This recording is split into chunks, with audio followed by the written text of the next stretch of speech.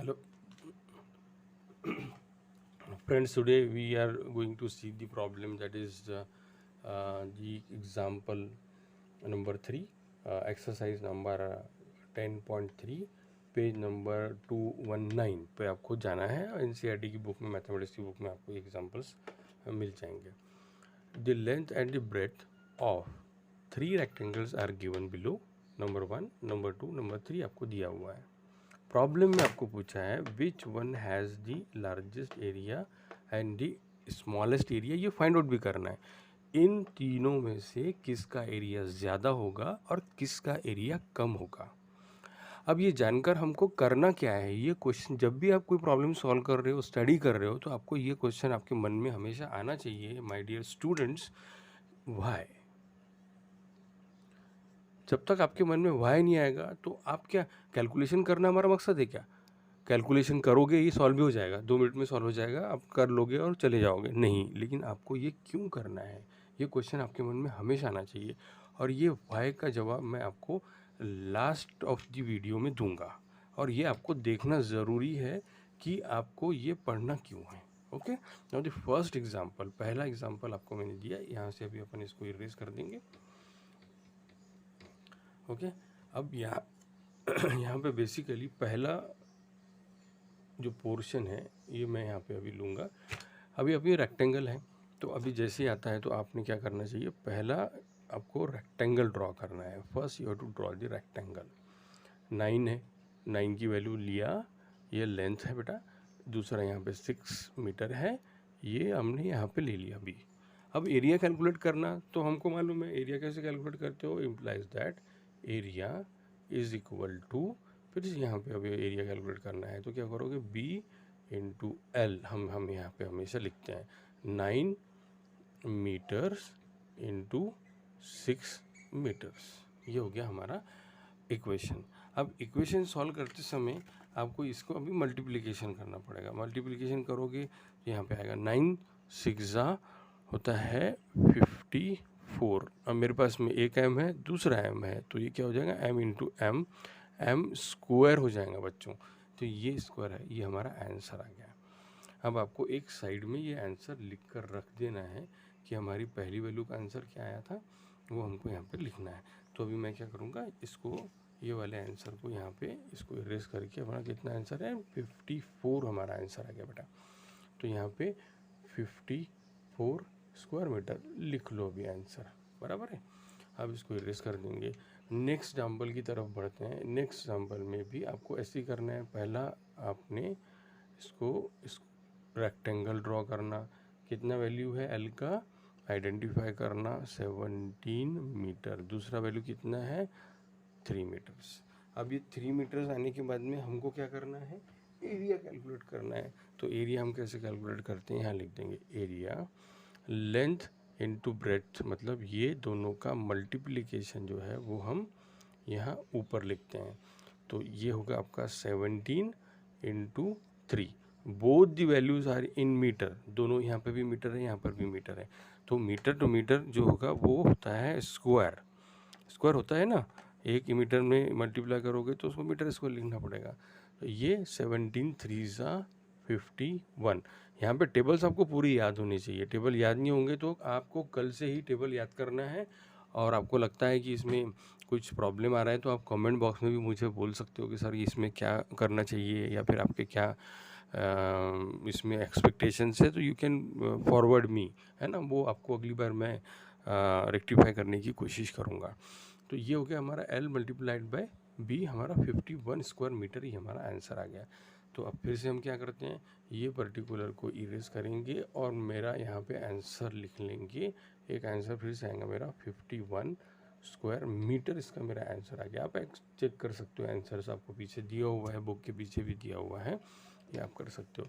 अब हमको लास्ट वाला एग्जाम्पल लिखना पड़ेगा। अब लास्ट वाले एग्जाम्पल को देखो आप, यहाँ पे 4 मीटर बाय 14 मीटर दिया हुआ है, लेकिन ये है क्या, ये रेक्टेंगल दिया हुआ है। तो रेक्टेंगल जब भी आप ड्रॉ करोगे या रेक्टेंगल के प्रॉब्लम को सॉल्व करोगे, तो इस तरीके के सॉल्यूशन को जब भी हम लोग सॉल्व करना चाहेंगे, तो इसमें आपको एक बात का ध्यान रखना बहुत ज़्यादा ज़रूरी है कि भले ही वैल्यू आपको पहली दी हुई है, अब तक के प्रॉब्लम्स आप ऊपर देख रहे होंगे तो पहली वैल्यू बड़ी थी, छोटी वैल्यू बाद में दी हुई थी, लेकिन यहाँ पे पहले छोटी वैल्यू दी है और बड़ी वैल्यू बाद में दी हुई है। बराबर है, फ़र्क समझ में आ रहा है ना।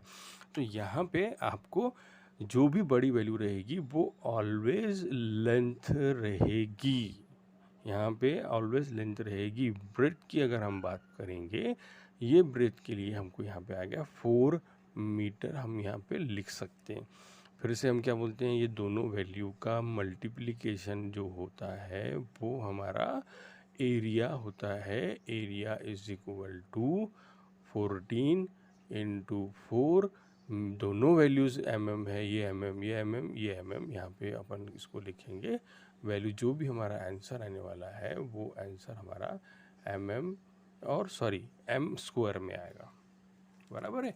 अब m स्क्वायर रहेगा तो 14 4 ज़ा 56, तो यहाँ पे लिखोगे 56 स्क्वायर मीटर, तो ये हो गया आपका आंसर। अब ये वाले आंसर को हम नॉर्मल प्रैक्टिस में क्या किया हमने, यहाँ पे लिख दिया कि ये हमारा आंसर था 56 स्क्वायर मीटर। अब मुझे लास्ट में पूछा था कि which one has the largest area. अब लार्जेस्ट एरिया ये आइडेंटिफाई कर लो, एक सबसे बड़ी वैल्यू है आपका, ये हो जाएगा largest area in the equation. True. अब स्मॉलेस्ट पूछा है तो ये स्मॉलेस्ट को सर्कल कर दो, लिख दो यहाँ पे कि smallest area in the problem. ये तीनों में से ये स्मॉल रहेगा, ये स्मॉल रहेगा और ये बिग रहेगा, सबसे बड़ा ये दिया हुआ है। ठीक है।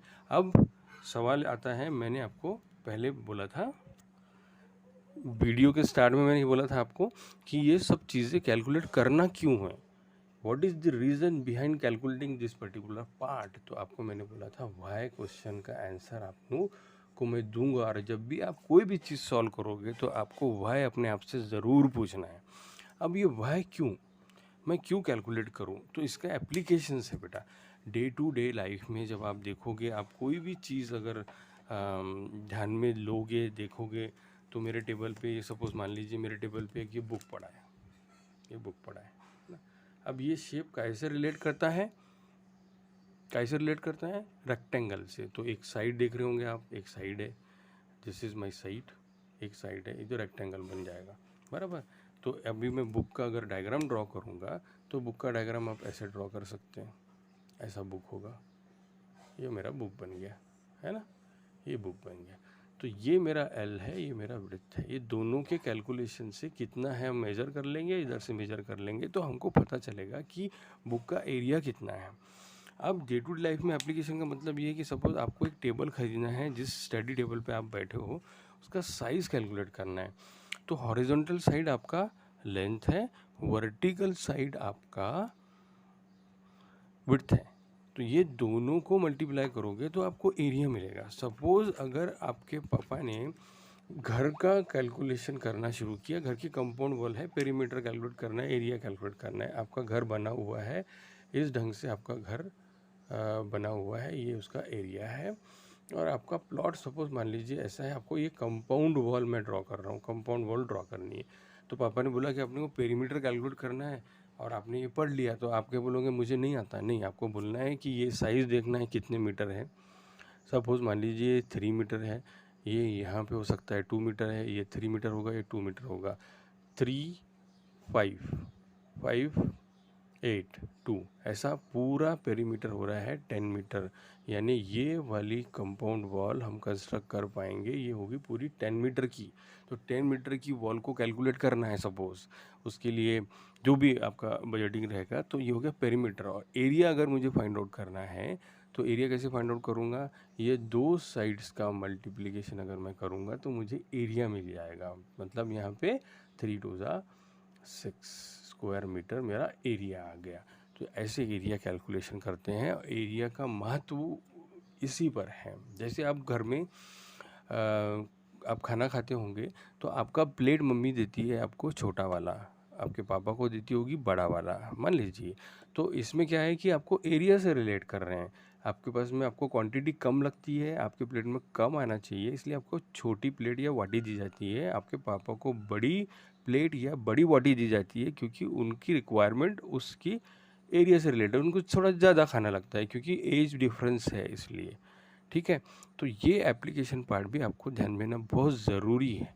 इससे आपको ये आना चाहिए कि कोई भी चीज़ का आपको एरिया कैलकुलेट करने को बोला तो एरिया कैलकुलेट करना आपको आना चाहिए।